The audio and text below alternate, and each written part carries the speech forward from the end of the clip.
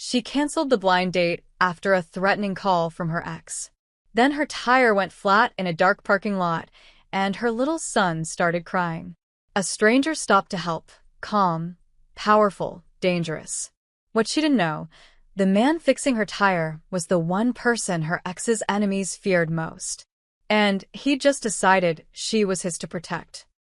Adrian Moretti checked his Rolex for the third time in 5 minutes. 8:47 p.m. His sister Sophia had sworn this woman was different. A kindergarten teacher, sweet, genuine, nothing like the social climbers who usually threw themselves at the Moretti name. The restaurant hummed with quiet luxury around him. Crystal chandeliers, white tablecloths, servers who moved like shadows.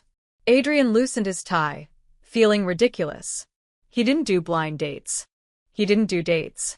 But Sophia had that way of wearing him down, and after their mother's passing last year, he'd found himself saying yes to things he normally wouldn't. His phone buzzed. I'm sorry. I can't come. Adrian stared at the message. No explanation. No excuse. Just 7 words and radio silence. He signaled for his coat, jaw tight. The maitre d' appeared instantly, sensing dismissal the way prey senses a predator. Adrian tipped him anyway. Not the woman's fault his evening had imploded, and pushed through the brass doors into the October cold. The parking lot stretched before him, mostly empty now. His Mercedes sat under a streetlight like a Black Panther at rest. He was fishing for his keys when he heard it. Crying. Not the delicate sniffling of someone who'd had too much wine.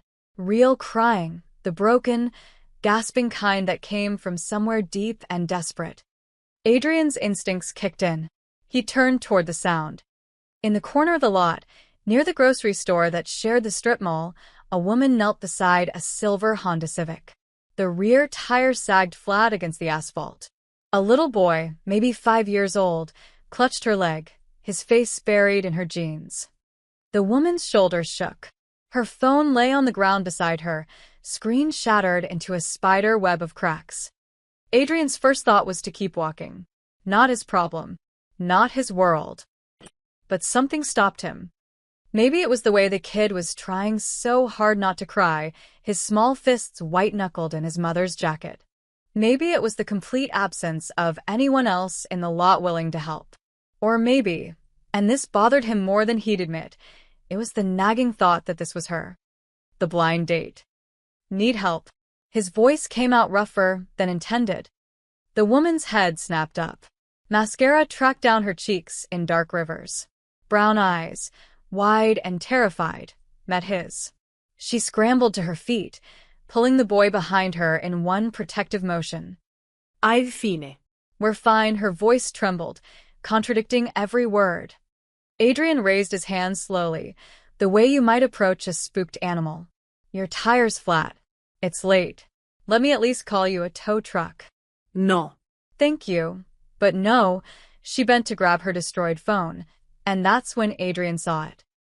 A piece of paper, crumpled and dirty, half-tucked under the car's floor mat.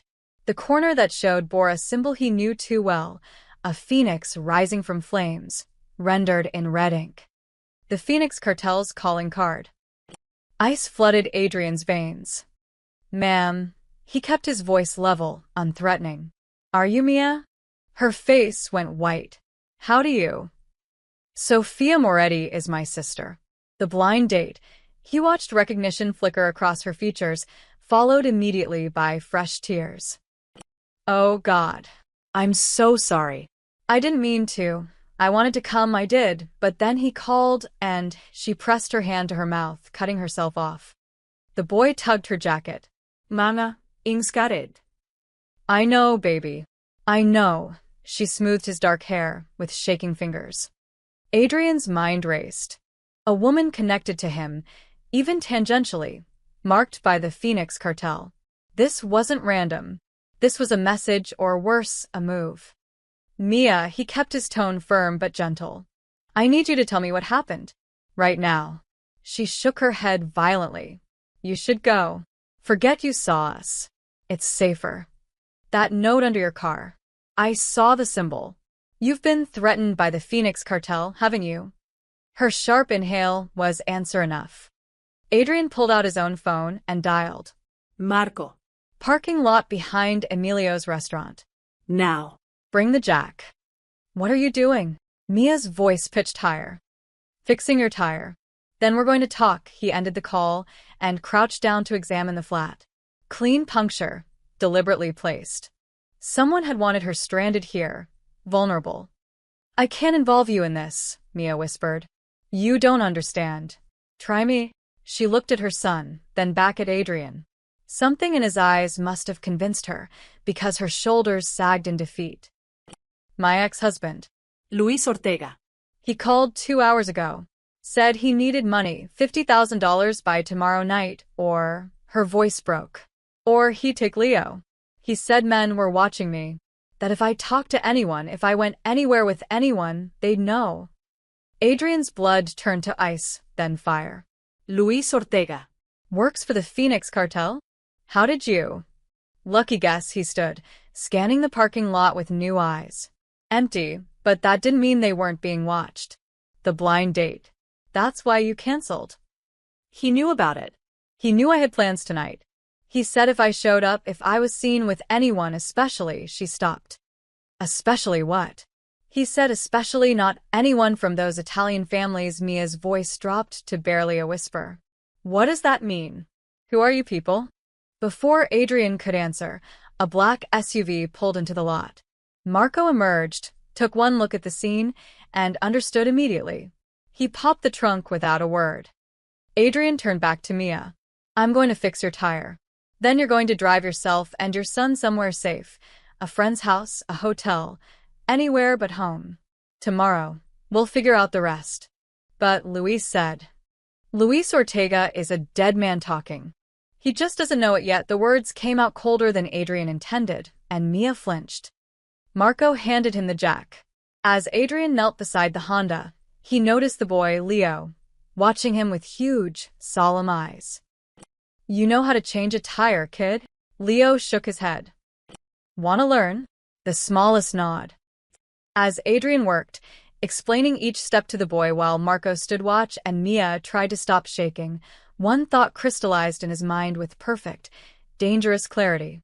The Phoenix cartel had just made the worst mistake of their miserable existence. They'd threatened something that belonged to him. And Adrian Moretti always protected what was his. 20 minutes later, the Honda sat on a fresh spare tire. Leo had handed Adrian tools with the solemnity of a surgical assistant, and some of the terror had faded from Mia's eyes. But not enough. Adrian wiped his hands on a rag Marco provided. The tire will get you where you need to go, but you'll need a replacement soon. That spare won't last long. Thank you. Mia's voice was steadier now, but her fingers trembled as she reached for her purse. I don't have much cash, but... Keep it. Adrian pulled a business card from his wallet. Plain white, embossed black letters. Adrian Moretti, Private Consulting. A phone number, nothing else. If anything happens, anything at all, you call that number. She took the card like it might burn her. I don't understand why you're helping us. Neither do I, Adrian admitted. It was more honest than he'd intended to be. Marco cleared his throat, a warning. A silver sedan had pulled into the far end of the lot, engine idling. Dark windows. No one getting out. Get in your car, Adrian said quietly. Both of you. Now. Mia's eyes followed his gaze to the sedan. Her face drained of color. That's them. That's the car that followed me from Leo's school. Adrian's hand moved instinctively toward the gun at his hip, concealed beneath his jacket. Marco had already shifted position, placing himself between the Honda and the sedan. Nana. Leo's voice cracked. In the car, Mia. Lock the doors. Adrian kept his voice calm, but his eyes never left the sedan. What are you going to? Now. She grabbed Leo and practically threw him into the back seat, diving in after him. The locks clicked. Through the window, Adrian could see her fumbling with her keys, hands shaking so badly she dropped them twice. The sedan's passenger door opened. A man stepped out. Expensive suit, cheap cologne. Adrian could smell it from 30 feet away. Tattoos crept up his neck. Phoenix cartel? No question. Mid-level enforcer? Probably. Sent to watch, to intimidate. The man smiled. Gold tooth glinted in the streetlight. Nice night for helping strangers, amigo. Adrian said nothing. Marco moved slightly, ready. That lady, she's having a hard time lately. The enforcer took a few steps closer. Bad luck with tires. Bad luck with husbands. We're just trying to help her out, you know? Make sure she pays what's owed. She doesn't owe you anything, Adrian said flatly. The gold tooth flashed again. See, that's where you're wrong. Her husband, Luis? He borrowed from us. Didn't pay back. So now, the debt transfers. That's how it works in our world. Your world is about to get very small. The enforcer's smile faded. He looked at Adrian more carefully now, taking in the tailored suit, the confident stance, the way Marco stood like a trained soldier. You know who we are? Phoenix Cartel. Small-time traffickers trying to play in the big leagues. You've been pushing into the Port District for 6 months. It's not going well. A flicker of uncertainty crossed the enforcer's face. Who the fuck are you? Behind Adrian, the Honda's engine finally caught. Mia had gotten it started. Someone you should have researched before making threats. Adrian pulled his phone out, never breaking eye contact. He typed a quick message to his tech team. Silver sedan, parking lot, Emilio's. Get me plates and faces. Now. The enforcer's hand moved toward his waistband. I wouldn't. Marco's voice was arctic. His jacket had fallen open just enough to show the shoulder holster. For a long moment, nobody moved. The tension stretched like a wire about to snap. Then the enforcer backed away, hands raised in mock surrender. This ain't over. Luis's debt is still there. The woman pays or nothing. Adrian's voice could have cut glass. You go back to your bosses and tell them Adrian Moretti says the woman is off limits. Tell them if anyone touches her or her son, I'll burn their entire operation to the ground. Are we clear? The name landed like a bomb. Adrian watched recognition, then fear, flood the enforcer's face. Everyone in the criminal underworld knew the Moretti name. One of the oldest Italian crime families in the city, with roots going back 3 generations. The enforcer stumbled back to the sedan. Doors slammed. Tires squealed as they peeled out of the lot. Marco exhaled slowly. Well, that's done it. They know now. Good. Adrian turned to the Honda. Mia sat frozen behind the wheel, Leo still in the back. He walked to her window. She rolled it down an inch. What just happened? She whispered. You're safe. For tonight. Go somewhere they won't look. Not a friend's house, not family. A hotel under a different name. Pay cash. I'll contact you tomorrow. You said your name. Moretti. They looked terrified. Adrian met her eyes. Sometimes a name is all you need. Who are you really? He stepped back from the car. Someone who keeps his word. Go. Now. She hesitated one more second, then drove away. Adrian watched until her taillights disappeared. Marco Lita Segueret. You just declared war on the Phoenix cartel over a woman you met 20 minutes ago. No, Adrian said quietly. They declared war when they put that note under her car. I'm just deciding how badly I'm going to win. His phone buzzed. The plates were already being traced. The game had begun. Adrian's penthouse occupied the top floor of the Moretti Tower, a gleaming monument to legitimate business built on decidedly illegitimate foundations. Floor-to-ceiling windows overlooked the city's glittering sprawl. At 2 a.m., most of those lights belonged to people who'd never know his name. He preferred it that way. Talk to me, Vincent. Adrian loosened his tie, pouring 2 fingers of scotch while his tech specialist typed furiously across 3 computer screens. Vincent Shun had been with the Moretti family for 8 years, a hacker turned legitimate security consultant turned whatever Adrian needed him to be.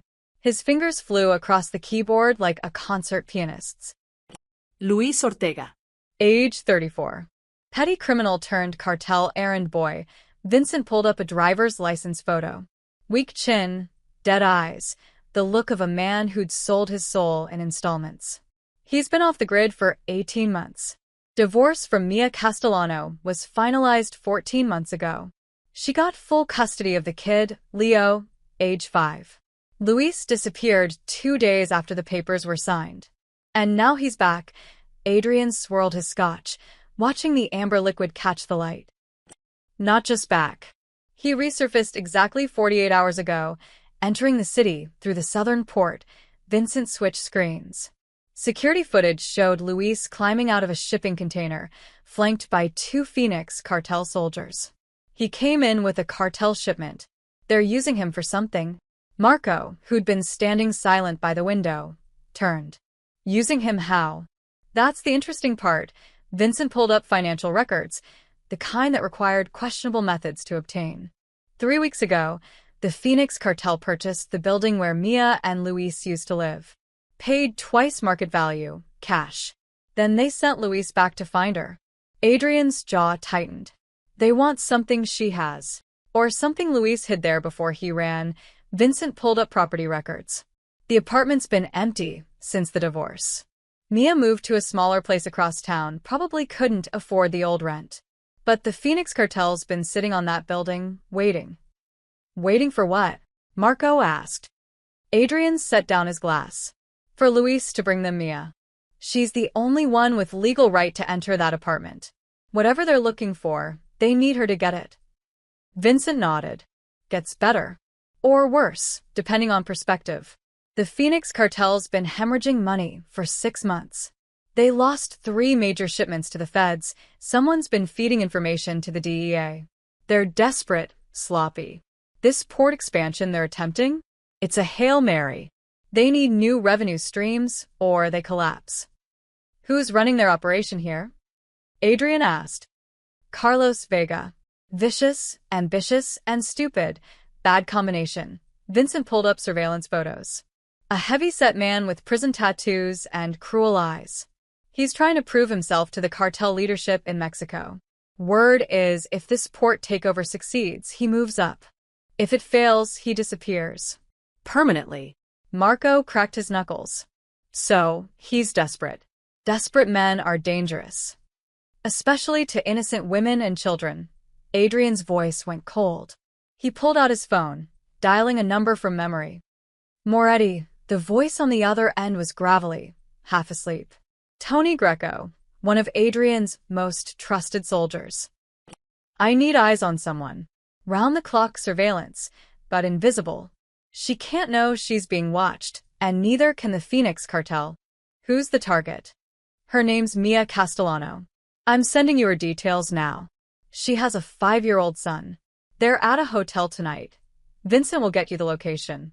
Starting tomorrow, wherever she goes, you go. If anyone from the Phoenix cartel gets within 50 feet of her, I want to know immediately. Protective detail or reconnaissance? Both. And Tony? If it comes down to it, you protect her and the kid. Everything else is secondary. A pause. Understood. Adrian ended the call and looked at Vincent. I want everything on Luis Ortega. Bank accounts, phone records, known associates. And get me blueprints for that old apartment building. If something's hidden there, I want to know where. On it, Vincent's fingers were already moving. Marco approached, lowering his voice. Adrian, you understand what you're doing here? The Phoenix cartel finds out we're protecting her. This goes from a territorial dispute to all-out war. They already made it war when they threatened her. Adrian walked to the window, staring out at the city. Somewhere out there, Mia was probably lying awake in a cheap hotel room, terrified, while her son slept fitfully beside her. A woman he'd met for 20 minutes. A woman who was supposed to be a blind date, nothing more. She's not part of this world, Marco. She teaches kindergarten. She drives a beat-up Honda. She doesn't deserve to be a pawn in cartel politics. Nobody deserves it, Marco said quietly. But that doesn't usually stop you from walking away when it's not family business. Adrian turned from the window. The Phoenix cartel is pushing into our territory. They've been a problem for months. This isn't about her. It's about sending a message. Marco raised an eyebrow but said nothing. They both knew Adrian was lying. Vincent's phone buzzed. "Boss, I've got something." Luis's phone records just came through. He made 17 calls in the past 48 hours. 16 to Phoenix cartel numbers he looked up, face grim. The 17th was to Leo's elementary school, asking about enrollment and pickup procedures. The scotch glass shattered in Adrian's hand. "Get me everything," Adrian said, his voice deadly calm as blood dripped from his palm. "Every cartel location, every soldier, every shipment." The Phoenix cartel just signed their death warrant. Mia dropped Leo at Sunshine Elementary at 8:15 a.m., 15 minutes early.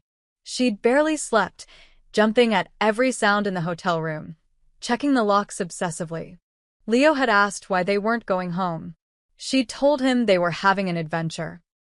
The lie tasted like ash. "Mama, you're squishing me," Leo squirmed in her embrace. "Sorry, baby." She kissed his forehead, breathing in his little boy smell, apple shampoo and sleep. "You have a good day, okay? And remember, if anyone you don't know tries to talk to you, I tell Mrs. Patterson right away. You told me a million times." Just making sure, she forced a smile, watching him run toward the playground where his best friend waited.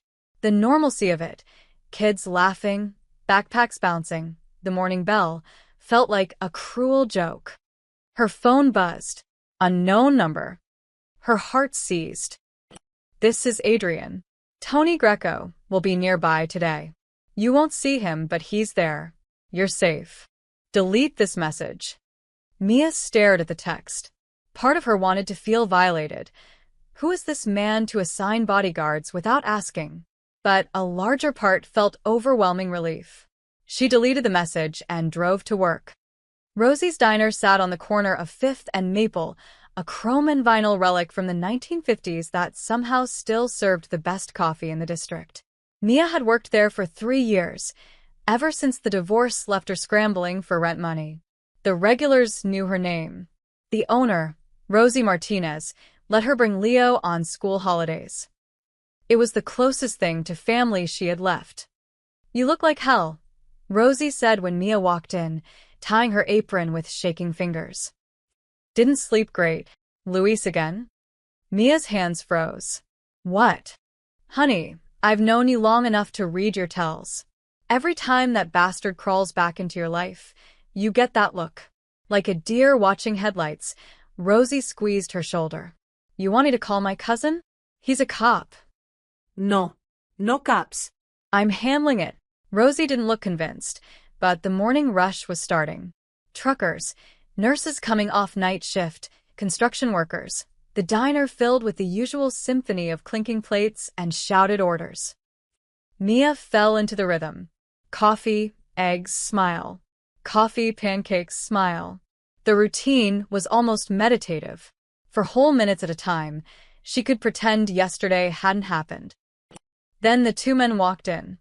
They didn't fit.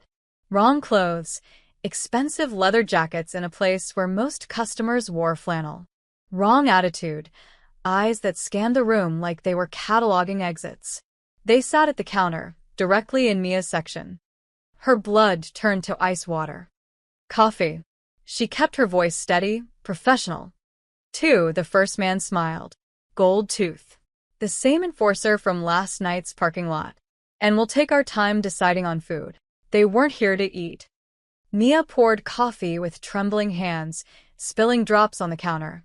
Behind her, she could feel their eyes tracking her every movement. When she turned to help another customer, Gold Tooth called out. "Miss, we're ready to order now." She returned. "What can I get you?" "Information." He leaned forward, voice low enough that nearby customers couldn't hear. "Your ex-husband says you have something that belongs to our employer. Documents from your old apartment. We're willing to pay for their return." "I don't know what you're talking about." "Sure you do." The second man, younger, with a neck tattoo of a phoenix, tapped his fork against his plate. "Luis hid them there before he left. You're the only one with keys now. Simple trade. Documents for your son's safety." The diner spun. Mia gripped the counter to stay upright. "Don't you dare." "We're not threatening. We're negotiating." Gold Tooth's smile widened. You seem like a smart lady. Kindergarten teacher, right? Good mother. You understand how to make smart choices for your kid. Rosie appeared from the kitchen, her radar for trouble pinging. Everything okay here, Mia? Fine, Mia whispered. These gentlemen bothering you? Gold Tooth raised his hands in mock innocence. Just complimenting the service. Then compliment faster and order something or get out. This isn't a loitering establishment.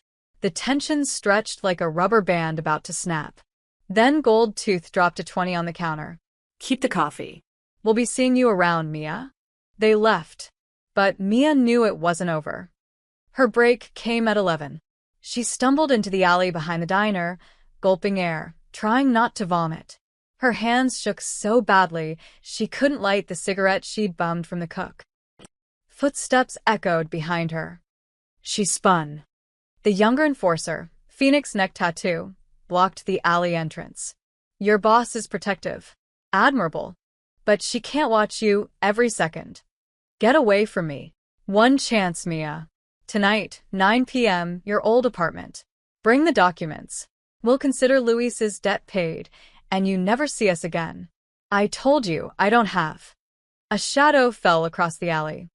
A man appeared behind Phoenix Tattoo, tall, built like a linebacker, with the empty eyes of someone who'd seen too much violence. He didn't say a word, just placed one massive hand on the enforcer's shoulder. Phoenix Tattoo went rigid. Who the fuck? Wrong neighborhood. The big man's voice was a low rumble. His grip tightened. Boss says you leave. Now. Your boss doesn't run. The big man, Tony Greco, Mia realized, twisted the enforcer's arm with surgical precision. No teatrix. Just enough pressure to make his point. Phoenix Tattoo gasped, face draining of color. Now, Tony repeated. The enforcer stumbled away, clutching his arm. Tony watched until he disappeared around the corner, then turned to Mia. You okay, ma'am? Who are you really working for? Tony's expression didn't change. Someone who keeps his promises. Get back inside. You're safer with witnesses. He melted back into the shadows as quickly as he'd appeared. Mia stood alone in the alley, cigarette forgotten in her hand, realizing with crystalline clarity that she'd stepped into something far bigger and more dangerous than she'd imagined. And Adrian Moretti, whoever he really was, had just declared her his to protect. Mia waited until her shift ended at 4 p.m., picked up Leo from after-school care, and dropped him at her friend Jessica's house with a story about needing to run errands. Jessica didn't ask questions, one of the things Mia loved about her. Then she drove straight to the address printed on Adrian's business card. The Moretti Tower rose 40 stories into the twilight sky, all steel and glass and intimidation. The lobby alone probably cost more than Mia would make in a lifetime. A security guard intercepted her before she reached the elevators. Can I help you, ma'am? I'm here to see Adrian Moretti. The guard's eyebrows rose slightly. Do you have an appointment? No, but... Mia pulled out the business card. He gave me this. Tell him Mia Castellano is here. The guard studied her, wrinkled diner uniform, bargain store shoes, exhaustion etched into every line of her face. Whatever he saw made him pick up the phone. Sir, there's a woman in the lobby. Says her name is Mia Castellano. A pause. Yes, sir. Right away. He hung up, looking slightly surprised. 40th floor. Someone will meet you at the elevator. The elevator ride felt endless. Mia watched the numbers climb, her anger building with each floor. Who was this man who thought he could just insert himself into her life?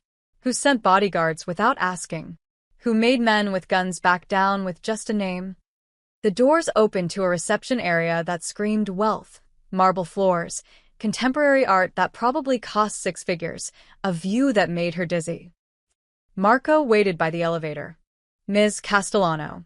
This way, please. I know you, Mia said. You were there last night. In the parking lot. Yes, ma'am. Are you going to tell me what's really going on? That's above my pay grade. Marco led her down a hallway to a set of double doors. He knocked once, then opened them. She's here, boss. Adrian stood by the window, backlit by the setting sun. He'd removed his jacket, rolled up his sleeves. Even in the dim light, Mia could see the bandage wrapped around his right hand. "Thank you, Marco." Closed the door. They were alone.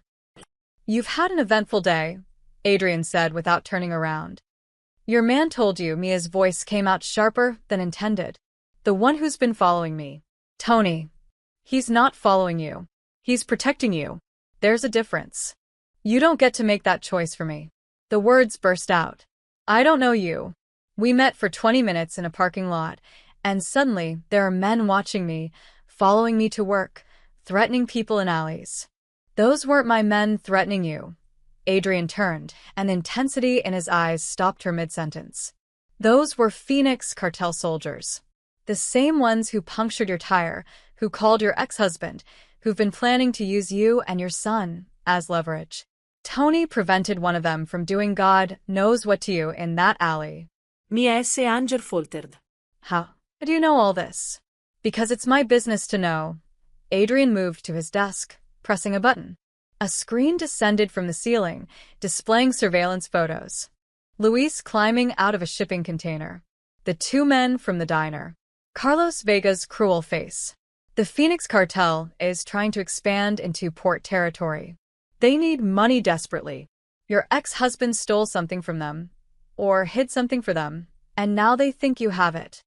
I don't have anything. They believe you do. And belief is all that matters. Adrian pulled up blueprints of her old apartment building. "Whatever Luis hid, it's in your former apartment. They've been waiting for a way to get inside, without drawing attention. That's why they sent Luis back, to manipulate you into helping them." Mia sank into a chair, her legs suddenly unable to support her. "I haven't been to that apartment in over a year. After the divorce, I couldn't afford it. The landlord said he'd sold the building, and I left everything. Some furniture, boxes in the storage unit. Nothing valuable. To them, it's valuable." Adrian's voice softened slightly. "Mia, I need you to understand something. These people don't make idle threats. If they say they'll take Leo, they will. If they say they'll hurt you, they will. This isn't a game you can opt out of." "Then what am I supposed to do?" Her voice cracked. "I'm a kindergarten teacher. I make $11 an hour plus tips. I can't fight cartels. I can't." The tears came then, hot and furious and helpless. "I just want my son to be safe." Adrian grabbed a box of tissues from his desk, offering them to her. He pulled up a chair, sitting at her level instead of looming over her. The gesture felt oddly intimate. "I'm going to ask you something, and I need you to be honest." Can you do that? Mia nodded, wiping her eyes. "Do you trust me? I don't even know you." "Fair point." Adrian leaned back. "Then let me tell you who I am. My family has been in this city for 3 generations. We have businesses, some legitimate, some less so. We have enemies. We have rules. And one of those rules is that we don't hurt innocent people, especially not women and children." "That's not an answer." "The answer is that I can protect you and Leo from the Phoenix cartel. But I need your cooperation, and I need you to stop running away when my people try to help." "Why?" Mia met his eyes. "Why do you even care? We were supposed to have one blind date. You don't owe me anything." Adrian was quiet for a long moment. "Maybe I'm tired of watching bad things happen to good people when I have the power to stop it." "That's not an answer either." A ghost of a smile crossed his face. No. "It's not." Mia stood, pacing to the window. The city spread below her, millions of lights representing millions of lives. How many of those people lived in constant fear like she did? "Those men at the diner," she said quietly. "They want me to go to my old apartment tonight at 9 p.m. to get whatever Luis hid there." "Absolutely not." "They said if I don't." "Mia, it's a trap. They'll take what they want and kill you as a loose end." She turned, and Adrian saw something new in her expression. Not fear. Determination. "Then you come with me. You said you can protect me. Prove it." Adrian vetoed the apartment plan immediately. Too dangerous, too obvious, too much of what the cartel expected. Instead, He sent Mia home with Tony as a shadow and promised they'd retrieve whatever Luis had hidden, on their terms, not the cartel's. But the Phoenix cartel had other plans. The call came at 2:47 p.m. the next day. Adrian was in a meeting with his accountants when Vincent burst through the door, face ashen. "It's the kid." Lei. Someone tried to take him from school. Adrian was moving before Vincent finished the sentence. "Where is he now?" "Safe. Still at the school." "But boss, it was Luis, the biological father. He showed up at pickup time with custody papers." The drive to Sunshine Elementary took 12 minutes. Adrian made it in 7, Marco and 2 other soldiers following in a second car. By the time they arrived, 3 police cruisers already lined the street, lights flashing. Tony Greco stood on the front steps, his massive frame blocking the entrance. When he saw Adrian, relief flickered across his face. "She's inside with the kid." "Principal's office. Luis is still here. Cops are questioning him in the parking lot." Adrian's jaw clenched. "What happened?" "Luis showed up at 2:30, claimed he had legal custody rights. Showed the office forged paperwork, looked official enough that the secretary almost released Leo to him. But the principal, Mrs. Patterson, she's sharp. Called Mia to confirm. Mia freaked. I called you, and I got here before Luis could leave with the kid." "You put hands on him?" "Didn't have to. Just stood between him and the door. He's smart enough to know when he's outgunned." Tony paused. "But boss, he's claiming legal rights. The cops might not be able to hold him." Adrian's eyes went cold. "Take me to Mia." Inside, the school smelled like crayons and floor polish. Children's artwork covered every wall. Handprint turkeys, construction paper pumpkins, crayon self-portraits. A reminder of innocence that made what Luis had attempted even more vile. Mrs. Patterson, a steel-haired woman in her 60s, intercepted Adrian in the hallway. "Are you family?" "A friend. Mia's in my office with Leo." "The poor boy is terrified." She lowered her voice. "I've been a principal for 30 years. I know a dangerous man when I see one. That father, there's something very wrong there. I'm glad your associate arrived when he did." Adrian found Mia in a small office cluttered with files and motivational posters. Leo sat in her lap, face buried in her shoulder. She looked up when Adrian entered, and the relief in her eyes was palpable. "He tried to take him," she whispered. "Luis just walked in here like he had every right. Young, eager, with the earnest expression of someone who still believed the system worked perfectly." "Are you the mother?" Mia nodded, not trusting her voice. "Ma'am, I need to ask you some questions about the custody arrangement. Mr. Ortega claims he has visitation rights, but his paperwork appears to be falsified. Do you have documentation?" "The divorce decree is at home. Full custody was granted to me. Luis signed away his parental rights as part of the settlement." Mia's voice strengthened as she spoke. "He hasn't seen Leo in 14 months. Hasn't paid a dime in child support. And now he shows up with fake papers trying to kidnap him. We'll need to verify everything, but based on what the principal told us, we're detaining Mr. Ortega for attempted custodial interference and forgery." The officer's radio crackled. He stepped into the hallway to respond. Adrian moved to the window. In the parking lot, Luis was being led to a police cruiser. But just before they put him in the car, he looked directly at the principal's office. His eyes locked with Adrian's. And Luis smiled. Not the desperate smile of a caught man.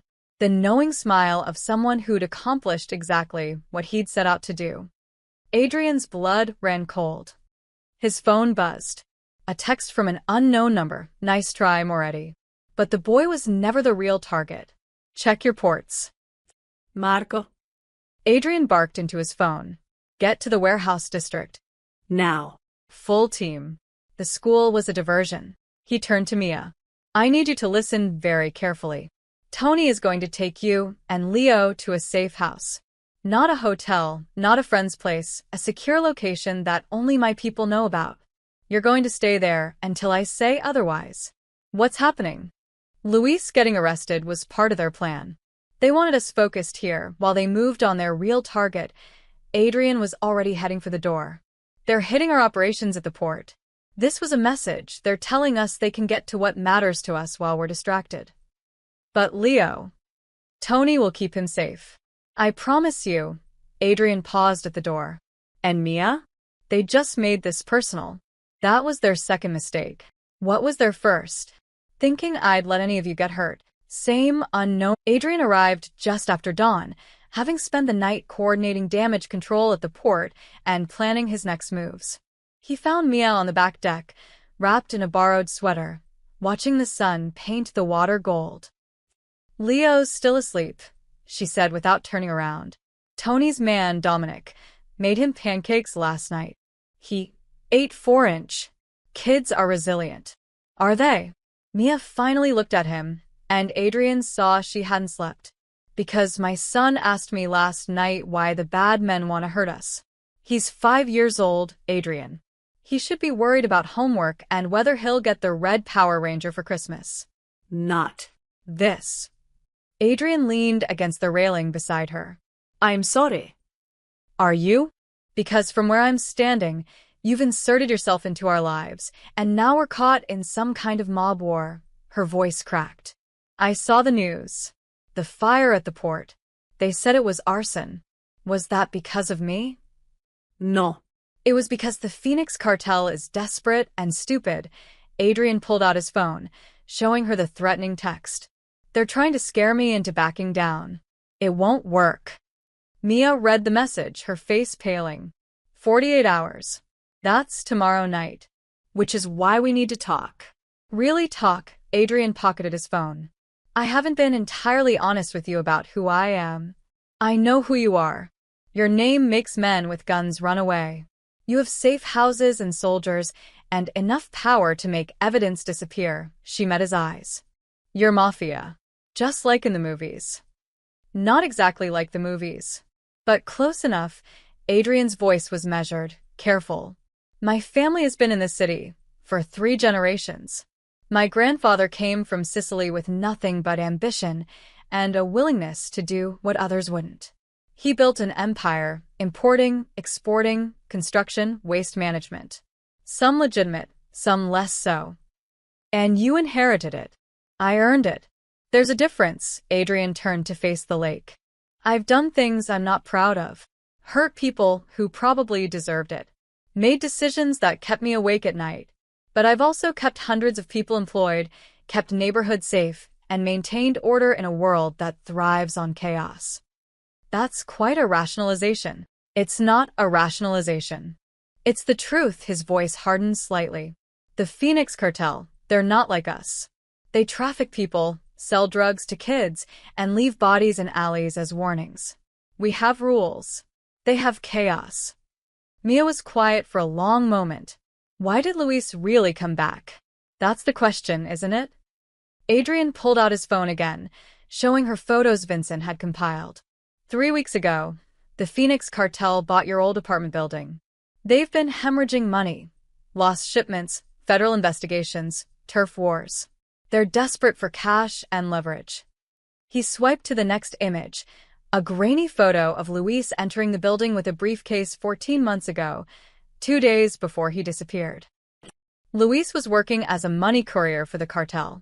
Small-time stuff. But according to our intelligence, he got greedy. Skimmed money, made copies of documents he shouldn't have seen. When the cartel found out, he ran. Fast. What kind of documents? Shipping manifests. Payment ledgers. Photos of cartel leadership meeting with corrupt officials and international partners. The kind of evidence that could dismantle their entire operation if it fell into the right hands. Adrian looked at her seriously. Or make someone very rich if sold to the right buyer. Mia's hand went to her mouth. And Luis hid them in our apartment. We believe so. Probably in a storage unit in the basement, or behind a wall panel. Somewhere only someone with legal access could retrieve without raising suspicion. Adrian's voice softened. That's why they need you. The building's been converted into high-security condos. They can't just break in without triggering alarms. But the former tenant returning to collect forgotten belongings? That's normal. So I'm bait. You're bait. Now you're under my protection. Adrian moved closer, his presence solid and reassuring despite everything. Mia, I need you to understand something. The Phoenix cartel will kill you the moment you give them those documents. You're a witness, a liability. They can't let you live. Then what do I do? The fear in her voice was raw. They said 48 hours. They burned your warehouse. What happens when that deadline passes? They escalate. But so do I. Adrian turned her to face him, his hands gentle on her shoulders. Tonight, my family is meeting to discuss our response. Tomorrow, before their deadline, we're going to retrieve those documents ourselves. And then we're going to use them to destroy the Phoenix cartel completely. How? Leave that to me. Mia pulled away, pacing the deck. This is insane. I should go to the police. The FBI. Someone legitimate. And tell them what? That your ex-husband hid cartel documents in your old apartment? They'll open an investigation that takes months, while the cartel kills you in days. Or worse, there are corrupt cops on the cartel payroll who'll make sure you never make it to trial. So, I trust you instead? A mob boss. Yes, the word was simple, absolute. Because I'm the only one who can keep you and Leo alive. The sliding door opened. Leo emerged in borrowed pajamas, rubbing his eyes. Nana. Mia immediately shifted, forcing brightness into her voice. Hey, baby. You hungry? Uh-huh. Can Mr. Adrian make pancakes too? Adrian smiled despite everything. I think I can manage that. As they headed inside, Mia caught Adrian's arm. After this is over, after the documents, after the cartel, do we just go back to normal? Pretend none of this happened.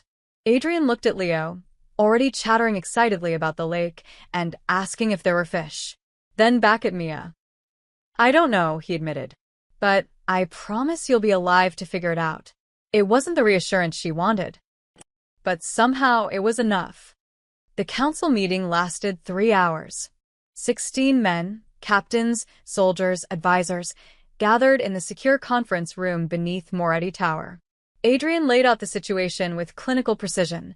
The Phoenix cartel's expansion, the threat to Mia and Leo, the documents Luis had hidden. When he finished, his underboss, Salvatore Russo, spoke first. You're risking a war over a woman you barely know. The war started when they burned our warehouse, Adrian replied coolly. The woman is secondary. Is she? Sal's eyebrow raised. Because from where I sit, you've committed resources, manpower, and family reputation to protecting a civilian. That's not secondary, Adrian. That's personal. The room went silent. Adrian's father had taught him never to show weakness in front of the family. Personal feelings were vulnerabilities enemies could exploit. The Phoenix cartel is pushing into our territory, Adrian said, his voice like steel. They're trafficking through our ports, intimidating our contacts, and burning our property. Whether or not Mia Castellano exists, this ends the same way, with the cartel destroyed. She just happens to be the key to doing it quickly and completely. Sal nodded slowly. Then let's get those documents. At 4 a.m., Adrian's team assembled at a warehouse 3 blocks from the old apartment building. Marco had 8 men, all experienced, all loyal. Vincent provided real-time surveillance feeds from hacked security cameras. Tony stayed at the safe house with Mia and Leo.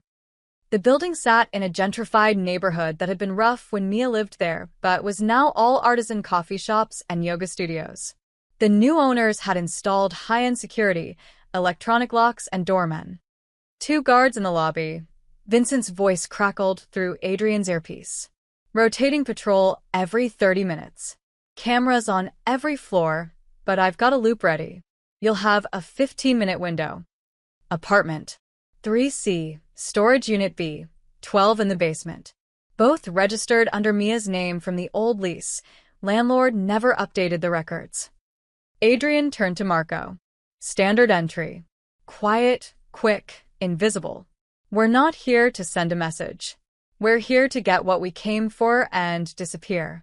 They moved at 4:17 a.m., when human attention was at its lowest. Marco's lockpick had the service entrance open in 40 seconds. They bypassed the lobby entirely, taking the service stairs to the 3rd floor. Apartment 3C had new locks, new paint, new everything. According to Vincent, it was owned by a corporate lawyer who traveled frequently. Currently empty. "We're in," Adrian whispered as Marco worked the lock. The apartment was sterile, expensive furniture, no personality, the kind of place that appeared in design magazines. Adrian tried to imagine Mia living here, back when she was married, back when she still believed Luis might change. "Boss," Marco stood by a bedroom closet. "There's a wall panel here that's been replaced. Recently." Adrian examined it. The paint didn't quite match, and the screws were newer than the surrounding ones. He pulled out a utility knife, carefully prying the panel free. Behind it, carved into the wall, a hollow space containing a weatherproof document bag. "Got it." Adrian pulled the bag free. Inside, a USB drive, photographs, and a ledger written in Spanish and English. Even in the dim light, he could see names he recognized: city officials, shipping company executives, and Phoenix cartel leadership. "Let's check the storage unit," Marco said. The basement was older, untouched by renovation. Storage units lined the walls, secured with cheap padlocks. B12 opened easily. Inside, cardboard boxes labeled in Mia's handwriting. Christmas decorations, old dishes, books. And in the back corner, a locked metal case. Marco cut the lock. Inside the case, money. Stacks of hundreds, bound with cartel markings. Adrian counted quickly, roughly $200,000. Luis's insurance policy, probably. Or his escape fund. "We taking this?" Marco asked. "All of it. Mia can decide what to do with it later." They were back in the stairwell when Vincent's voice exploded in their ears. "Company. 2 vehicles just pulled up outside. Phoenix cartel. 6 men, armed." Adrian's jaw clenched. "They're watching the building." How? Marco hissed. "Nobody knew we were coming except. Doesn't matter now. Routes. Front and back exits covered. Service entrance has 3 men posted. You're boxed in." Vincent's typing was frantic. "Wait, rooftop access. There's a fire escape on the north side that connects to the adjacent building. I can guide you." They moved fast, climbing 6 floors to the roof. Behind them, Adrian could hear voices in the stairwell. The cartel had entered the building. The fire escape was rusted, questionable. Marco went first, testing each step. The adjacent building was 4 feet away, close enough to cross, far enough to be dangerous in the dark. "Go," Adrian ordered. His men crossed one by one. He went last, the document bag secured inside his jacket. He was halfway across when the rooftop door burst open. Carlos Vega himself stood there, flanked by 2 soldiers. He smiled, seeing Adrian suspended over the alley. "Moretti. I was hoping you'd come personally." Adrian kept moving, reaching the opposite building. Marco's men had weapons drawn, covering him. "You wanted war, Carlos. You've got it." "We wanted a business transaction." "You made it personal." Carlos pulled out his phone, showing Adrian the screen. A live video feed, the safe house. Tony's standing guard outside. "Nice place you've got up north. Very secluded." Adrian's blood turned to ice. 48 hours is up at midnight tomorrow," Carlos continued. "The documents for the woman and child. Simple trade. Otherwise, we burn that pretty cabin with everyone inside." "You're bluffing. You don't know where." "Lake Mitchell. North Shore. The old Moretti place." Carlos's smile widened. "Did you really think we couldn't follow your men? We've been watching that house since you moved them there yesterday." Adrian's mind raced. They'd been careful. Tony would have spotted a tail. Unless... Luis, Adrian, breathe. He planted a tracker on the woman's phone. "She's been broadcasting her location since the parking lot. We let you think you were protecting her. Meanwhile, we learned everything. Your safe houses, your movements, your patterns." Carlos pocketed his phone. "Midnight tomorrow. You know how to reach us." He disappeared back through the door. His men followed. Adrian stood on the fire escape, the documents in his jacket feeling like they weighed 1,000 pounds. Marco touched his shoulder. "Boss, We need to move. They might come around. Call Tony. Tell him to sweep Mia for tracking devices. Every phone, every piece of clothing, everything. Adrian's voice was deadly calm. Then get Vincent on analysis. I want to know everything in these documents by dawn. And if Carlos is serious about the deadline? Adrian looked at the city spreading before him, the sky beginning to lighten with approaching dawn. Then we have 36 hours to destroy them completely. The tracking device was in the lining of Mia's purse, a tiny chip no bigger than a button battery. Tony found it within 20 minutes of Adrian's call, crushed it under his heel, and threw the pieces into the lake. But the damage was done. Adrian returned to the safe house at dawn, exhausted and furious with himself. He'd been arrogant, assuming his precautions were enough. The Phoenix cartel had outmaneuvered him, and now Mia and Leo were in more danger than ever. He found Mia in the kitchen, making coffee with shaking hands. Leo was still asleep upstairs. They know where we are, she said without preamble. Tony told me. We're moving you within the hour. Different location, better security. How many locations do you have? Her voice was brittle, close to breaking. How long can we keep running? As long as it takes. That's not an answer. The coffee mug slipped from her fingers, shattering on the floor. She didn't move to clean it. They're always one step ahead. They knew about the blind date, they knew about the apartment, they knew about this place. When does it end, Adrian? Tomorrow night. When I give them the documents. Mia's head snapped up. You're giving them what they want. No, Adrian's smile was cold. I'm giving them what they think they want. There's a difference. Before he could explain, his phone rang. Vincent, voice tight with urgency. Boss, we've got a situation. Multiple situations. Talk to me. Rosie's diner. It's on fire. Started 20 minutes ago. Fire department's there, but it's bad. Rosie made it out, but the building's a total loss. Mia gasped, her hand flying to her mouth. That's not all, Vincent continued. Leo's school bus, the one he usually takes home, was followed by a cartel vehicle this morning. Tony's men intercepted before anything happened, but they're getting bold. And there's been an incident at the docks. What kind of incident? Ambush. 3 of our trucks at the morning shipment. Cartel hit squad with automatic weapons. 4 of our men wounded, 1 critical. We fought them off, but boss, they're escalating fast. Adrian's grip on the phone tightened until his knuckles went white. Behind him, he could hear Mia crying quietly, mourning the diner that had been her sanctuary. Casualties on their side? Adrian asked. 2 dead, 3 wounded. They left the bodies. A message. The Phoenix cartel wanted everyone to know they weren't afraid of the Moretti family. Get our wounded to Dr. Reeves. Send flowers to their families. Double their hospital coverage. Adrian's voice was mechanical, detached. And, Vincent? Start implementing phase 1 inch. You're sure? Once we start, there's no going back. They crossed the line when they burned Rosie's diner. They're not soldiers, they're terrorists. Treat them accordingly. Adrian ended the call. Mia stared at him, tears streaming down her face. Rosie, she whispered. She's safe. The building isn't. This is my fault. She gave me a job when no one else would. She let me bring Leo on snow days. Mia's voice broke completely. Everyone I touch gets hurt. Adrian crossed to her, careful to avoid the broken ceramic. The Phoenix cartel did this. Not you. They're trying to break you, isolate you, make you feel like surrendering is the only option. Maybe it is. Maybe I should just give them the damn documents and die.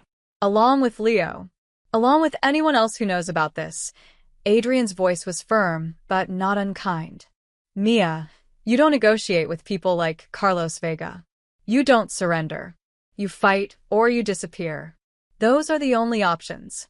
Then let me disappear. Take Leo and run. Change our names, leave the state.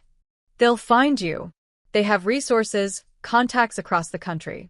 You'd be looking over your shoulder for the rest of your life, and one day, when you finally feel safe, they'll be there. Adrian paused. Or you stay. Let me end this. Let me protect you. By starting a war? People are getting hurt, Adrian. Your people. My people knew the risks when they signed up. This is what we do. His phone buzzed again. Another update, another crisis. But you're right about one thing. The cartel is escalating because they're desperate. Which means we're winning. Winning. Mia's laugh was hollow. 4 of your men are in the hospital. Rosie's livelihood is destroyed. Leo can't even take the bus to school safely. If this is winning, I'd hate to see losing. Adrian's phone rang a third time. Marco, breathing hard. Boss, you need to see this. Now. What is it? Turn on the news. Channel 7-inch. Adrian grabbed the remote, switching on the television mounted in the kitchen. The morning news anchor wore her serious face. Explosion at the Moretti construction headquarters in the industrial district. While no workers were present at the time, authorities are investigating whether this is connected to yesterday's warehouse fire. Police are asking anyone with information. The screen showed Adrian's construction office, a legitimate business that employed 50 people, engulfed in flames. His father had started that company 40 years ago. Adrian's expression went flat, dangerous. The kind of calm that preceded violence. Get everyone to the compound, he told Marco. Every captain, every soldier, everyone who's bled for this family. We're not waiting until tomorrow night. What are you planning? They want to burn my world? Fine. Let's see how they like the heat. Adrian looked at Mia. Pack a bag. Just essentials. Tony's taking you and Leo to a location even I don't know. It's better that way. Where are you going? To end this, he was already moving toward the door. One way or another, by tomorrow morning, either the Phoenix cartel will be destroyed or I will be. There's no middle ground anymore. Adrian. He stopped at the door, looking back at her. For a moment, the hard shell cracked, and she saw the exhaustion beneath. The weight of responsibility, of violence, of choices that kept him awake at night. I'm sorry, he said quietly. I'm sorry you got caught in this. But I meant what I said. I'll keep you safe, whatever it costs. Then he was gone, and Mia was left standing in a strange kitchen, in a safe house that wasn't safe, watching her world burn on television while her son slept upstairs. She looked at the shattered coffee mug on the floor. Some things, once broken, couldn't be fixed. She just hoped her life wasn't one of them. The Moretti compound occupied 10 acres in the countryside, surrounded by high walls and loyal men. By noon, Adrian's entire organization had assembled, 40 soldiers, 8 captains, and enough firepower to start a small war. Which was exactly what Adrian intended. Gentlemen, Adrian stood at the head of the conference table, Vincent's laptop displaying a detailed map of Phoenix cartel operations. For 6 months, we've tolerated the Phoenix cartel's presence in our city. We've watched them push boundaries, test our patience, and gradually encroach on our territory. That ends today. He clicked to the next slide, surveillance photos of Carlos Vega, cartel lieutenants, and known operations. They think burning our buildings and threatening civilians will make us negotiate. They're wrong.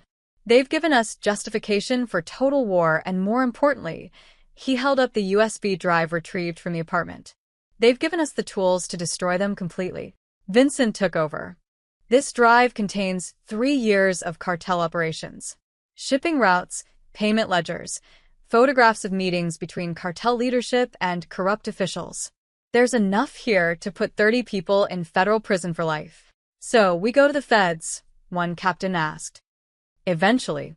But first, we use it ourselves. Adrian pulled up a timeline on the screen. We have 36 hours until Carlos's midnight deadline. We're going to use every single hour. This will be a 3-day coordinated assault designed to dismantle their operation from every angle simultaneously. He pointed to the first item. Day 1, today. Vincent's team will anonymously leak the cartel's financial ledgers to the FBI, DEA, and IRS. Not everything, just enough to trigger immediate federal investigation. Their bank accounts will be frozen by evening. Their legitimate business fronts will be raided by morning. Vincent nodded. Already in progress. I sent the first package an hour ago. Day 2. Tomorrow, Adrian moved to the next slide. We hit their communications and logistics. Vincent will scramble their radio frequencies, hack their shipment tracking systems, and reroute 3 of their incoming containers to ports where our people control customs. Without communications or shipments, they'll be blind and broke. Won't they just switch frequencies? Marco asked. They will. And we'll scramble those too. For 48 hours, they'll be operating in complete chaos, unable to coordinate, unable to communicate with their suppliers or buyers. Adrian clicked again. Day 2 is also when we turn their allies against them. These photos, images appeared showing Phoenix cartel leaders meeting with rival criminal organizations. Show Carlos negotiating with the Sinaloa cartel, the Russian Bratva, and the Irish mob. All meetings where he badmouthed his current partners and tried to undercut their deals. Sal leaned forward, studying the photos. Are these real? Does it matter? Adrian's smile was sharp. By tomorrow afternoon, every criminal organization in this city will receive these photos with anonymous tips that the Phoenix cartel has been betraying them. They'll tear each other apart. You're starting a gang war, one of the older captains said carefully. I'm ending one. On our terms. Adrian moved to the final slide. Day 3, deadline day.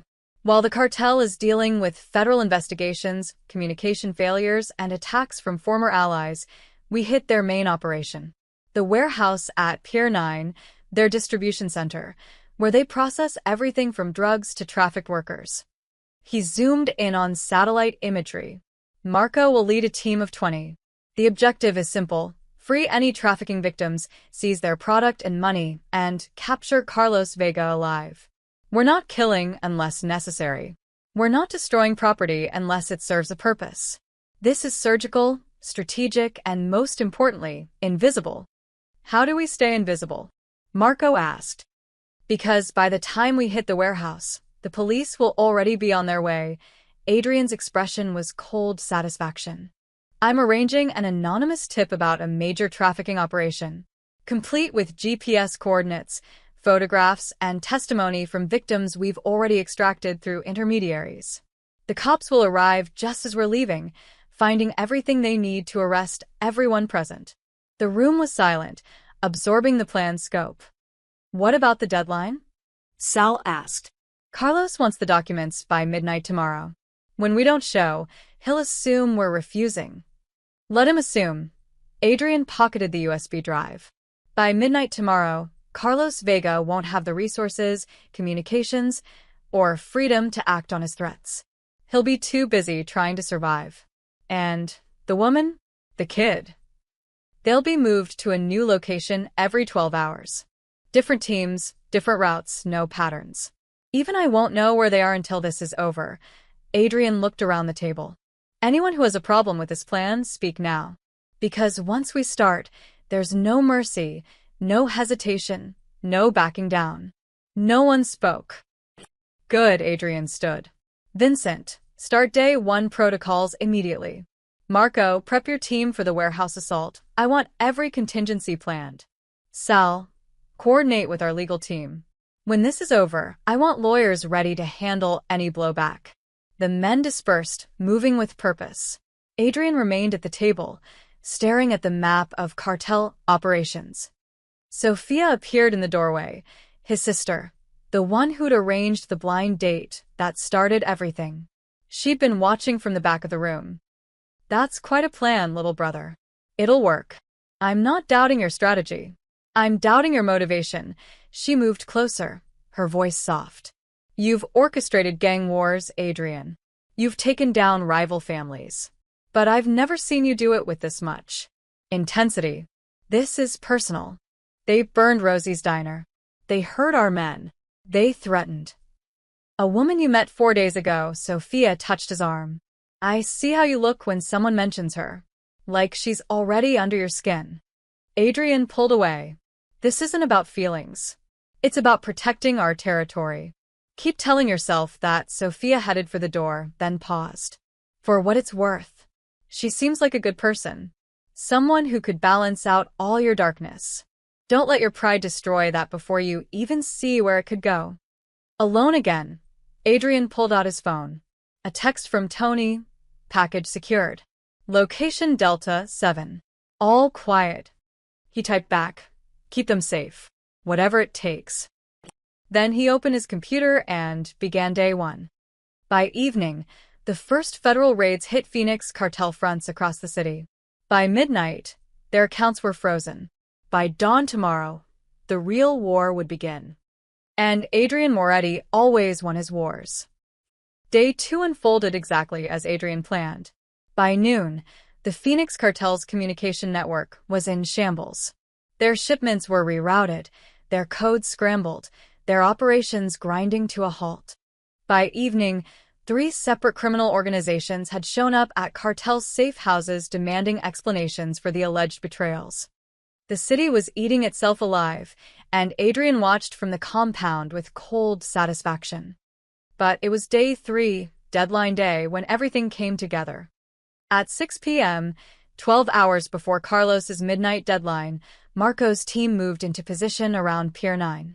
Adrian watched through drone feeds as his men surrounded the warehouse, a massive concrete structure that had once stored legitimate cargo but now held the Phoenix cartel's darkest secrets. Thermal imaging shows 42 people inside, Vincent reported.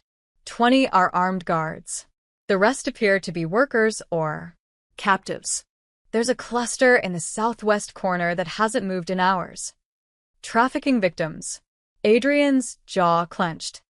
Carlos, he asked. Second floor office. 3 bodyguards. Vincent zoomed in. He's on the phone. Looks agitated. He should be. His world is collapsing. Adrian checked his watch. Police will arrive in 90 minutes. That's our window. Marco, you're green to proceed. Copy that, boss. The assault was textbook. Marco's team breached 3 entry points simultaneously. Fast, quiet, overwhelming. The cartel guards barely had time to reach for weapons before they were disarmed and restrained. Adrian watched it unfold through body cameras, his expression unreadable. This was what 3 generations of Moretti power looked like: precision, control, absolute dominance. Southwest corner secured. Marco's voice crackled. Jesus Christ, boss. There's 20 people down here. Women, kids. Locked in cages like animals. Get them out. Gently. They've been through enough. While Marco's team freed the captives, a smaller unit moved on the second floor. Adrian watched through their cameras as they cleared rooms, moving toward Carlos's office with military efficiency.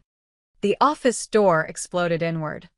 Carlos Vega stood behind his desk, gun drawn, 3 bodyguards flanking him. But Marco's men were faster. Within seconds, all 4 were on the ground, weapons kicked away. Adrian Moretti sends his regards, Marco said, hauling Carlos to his feet. You think this changes anything? Carlos spat blood, his face already swelling from the takedown. You attack us, you start a war with the entire cartel. They'll send more men, more soldiers. They'll send nobody.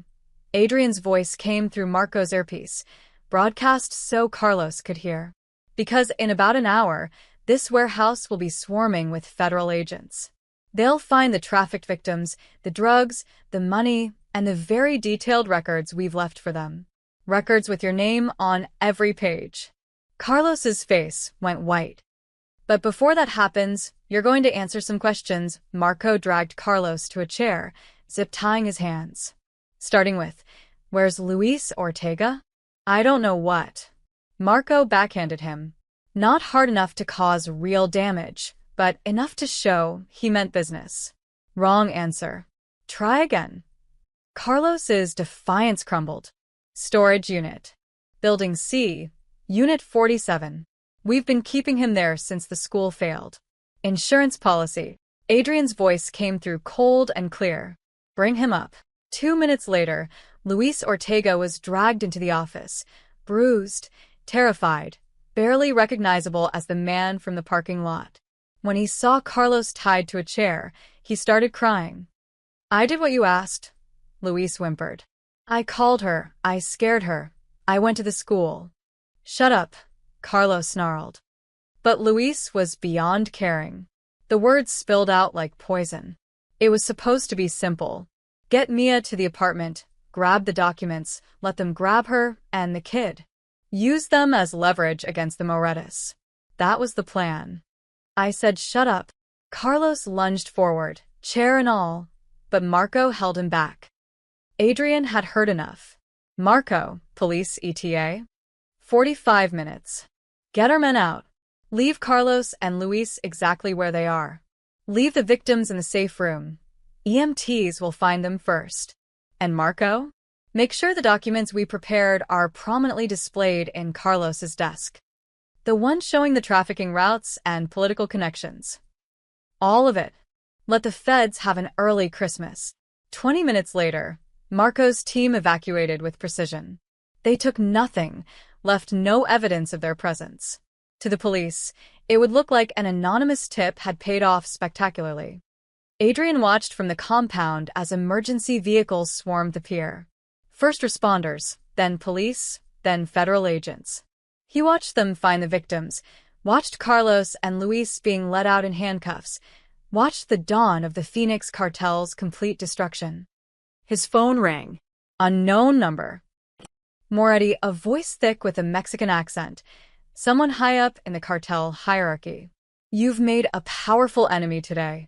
You made an enemy when you threatened an innocent woman and her child in my city. Adrian's voice was ice. Carlos Vega acted without approval, didn't he?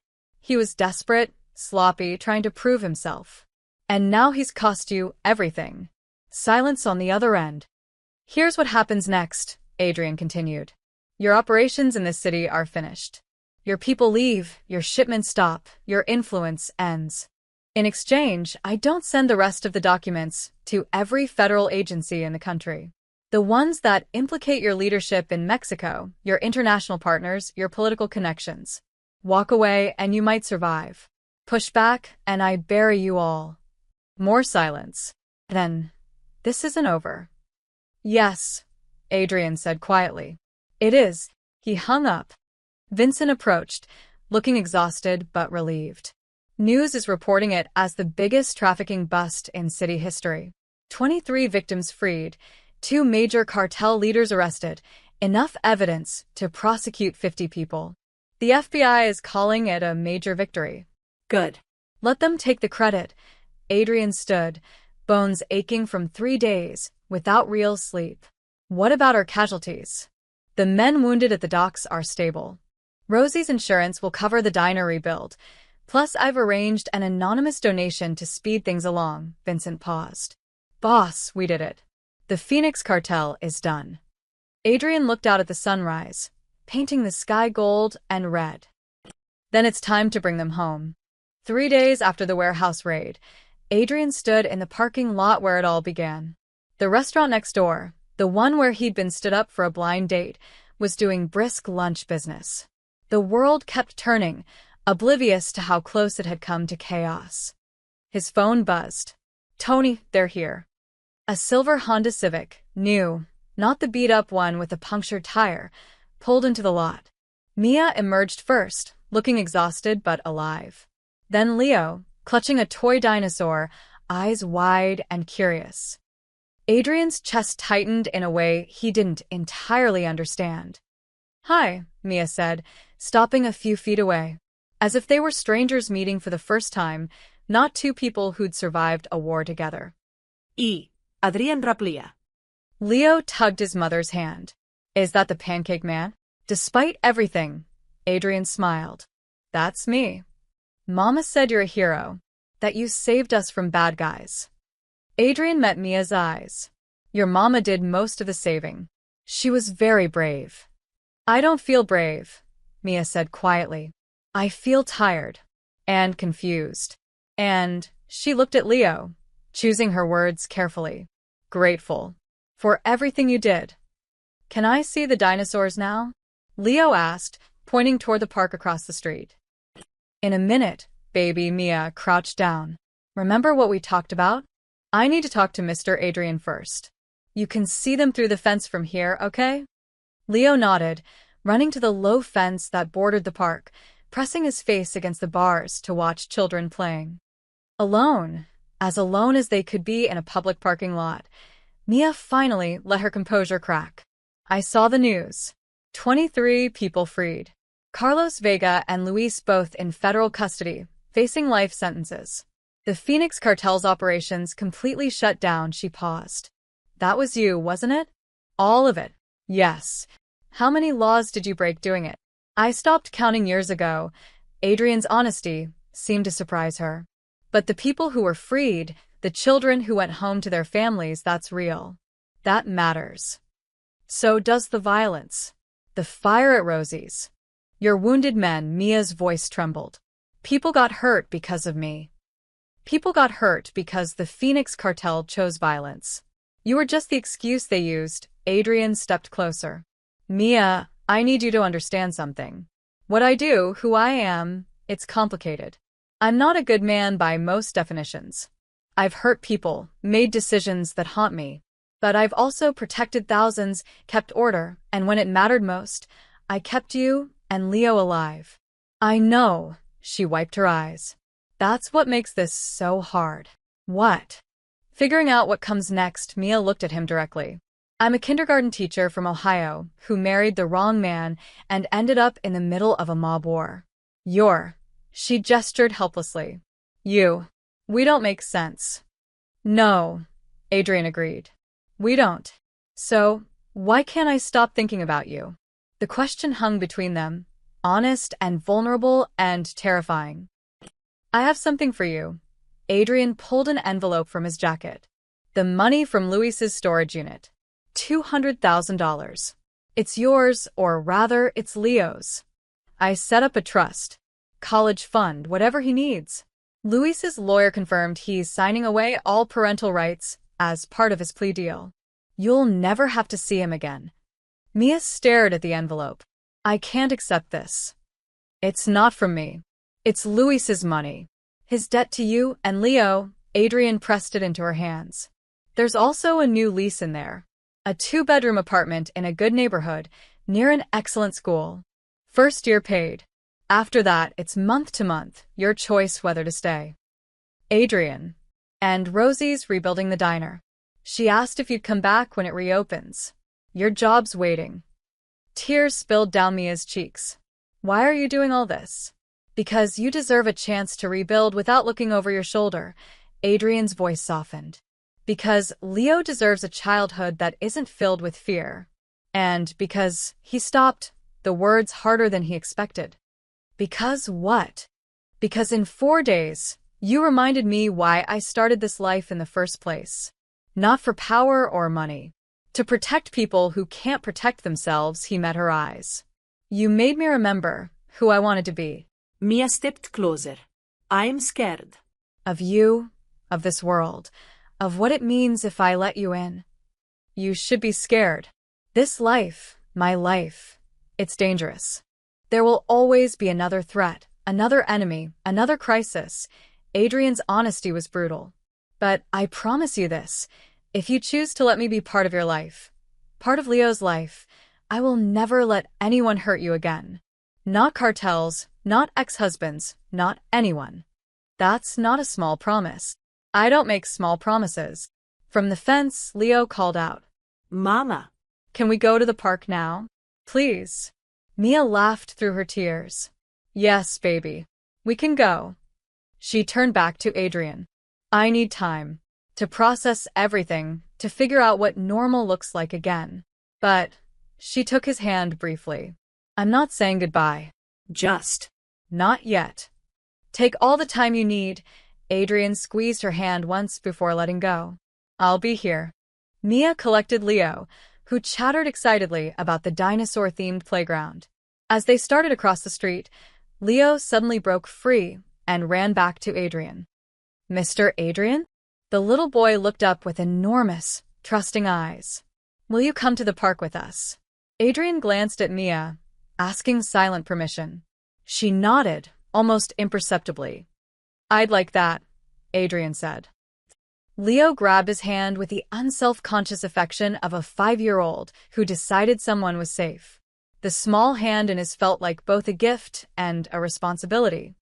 They crossed to the park together, a kindergarten teacher, a mob boss, and a little boy who'd survived more than most adults. It was strange and imperfect, and nothing like Adrian had ever imagined for himself. But as Leo dragged him toward the slide, chattering about dinosaurs and school and his new apartment, and as Mia smiled, really smiled, for the first time in days, Adrian felt something shift in his chest. Not redemption. He didn't believe in that. But maybe something close enough. Sophia called that evening. "I heard you spend the afternoon at a playground. Your sources are annoyingly thorough. That's why you pay them," his sister's voice warmed. "So? How was the blind date that wasn't a blind date?" Adrian watched the sunset from his penthouse, thinking about small hands and brave women and second chances. Complicated. The best things usually are. Sophia paused. "For what it's worth, Adrian, I think she's good for you. She sees the man, not just the legend. She sees both. That's what scares her. Give her time. Some people are worth waiting for." After they hung up, Adrian stood at his window, looking out at the city he controlled through shadow and influence. Somewhere out there, Mia was putting Leo to bed in their new apartment, reading stories, checking locks, trying to believe the nightmare was finally over. It was. Adrian Moretti had dismantled an entire cartel to protect them. He'd broken laws, bent rules, and orchestrated a gang war, all for a woman he'd met in a parking lot and a little boy who held his hand. The world would call him a criminal. History would judge him harshly. But when Leo had looked up at him today with absolute trust, when Mia had smiled like maybe, just maybe, they had a future worth exploring, Adrian had felt something he hadn't felt in years. Hope. And for a man who lived in darkness, even the smallest light was worth protecting. The end. 3 months later, Adrian attended Leo's kindergarten holiday concert. He sat in the back row, watching Mia help nervous 5-year-olds remember their songs. When Leo spotted him and waved enthusiastically from the stage, Adrian waved back and knew that some blind dates, even the ones that got canceled, led exactly where they were meant to.